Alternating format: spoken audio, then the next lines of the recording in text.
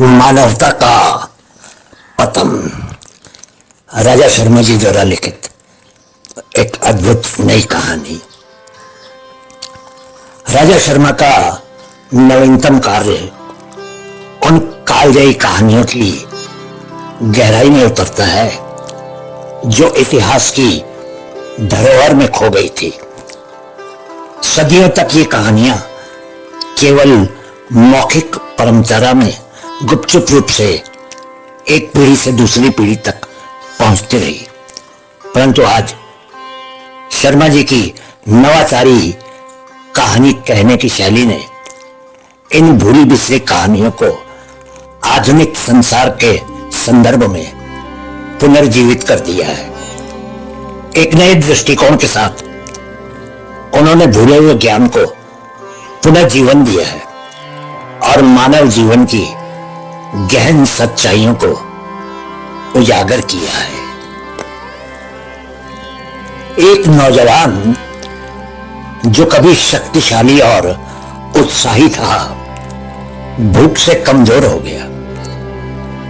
वो सड़क किनारे फुटपाथ पर बैठा अपने हाथ हर आने जाने वाले के सामने फैला रहा था। उसकी सूखे हुए होठ भूख और बर्बादी का दुखद गीत गा रहे थे, उन सभी के लिए जो सुनना चाहते थे। रात ढल गई, उसका गला सूख गया और उसकी जुबान उसके मुंह में सूख कर बैठ गई, लेकिन उसके फैले हुए हाथ उसके खोखले पेट की तरह अब भी खाली थे। किसी तरह उठकर वह लड़खड़ाता हुआ शहर के बाहर जंगल की ओर चल पड़ा।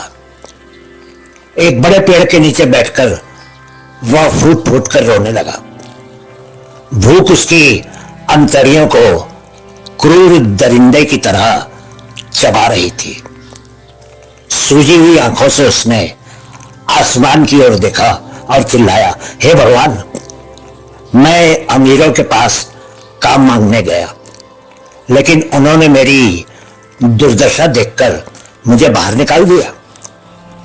मैंने स्कूलों के दरवाजे खटखटाए, लेकिन मेरे खाली हाथ देखकर उन्होंने भी दया दिखाते हुए मुझे लौटा दिया।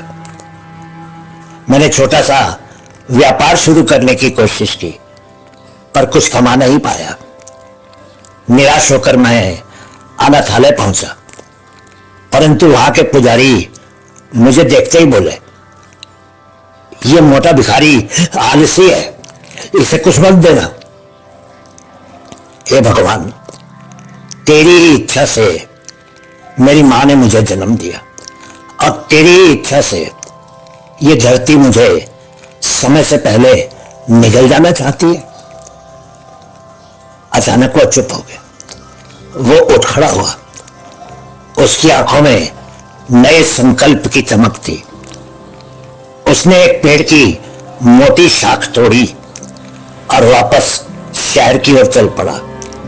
वो गर्जा, मैंने अपनी पूरी ताकत से रोटी मांगी, लेकिन मुझे ठुकरा दिया गया।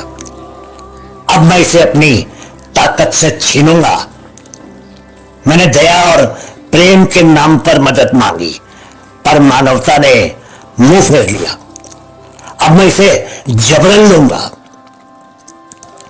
आने वाले वर्षों में वो नौजवान चोर और हत्यारा बन गया। उसकी आत्मा उसके शरीर से पहले ही मर गई थी। जिसने भी उसका सामना किया, उसने क्रूरता से उसे कुचल दिया।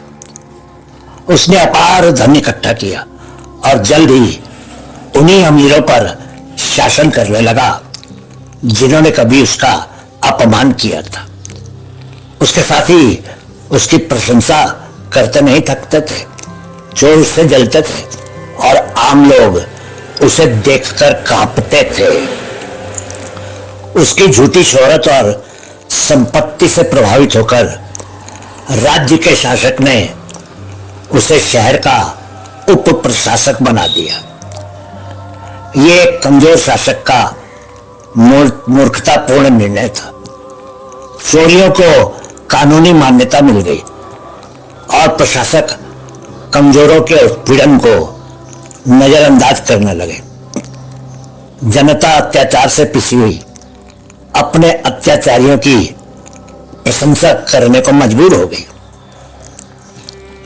मानव स्वार्थ का पहला ही स्पर्श एक ईमानदार व्यक्ति को अपराधी बना देता है।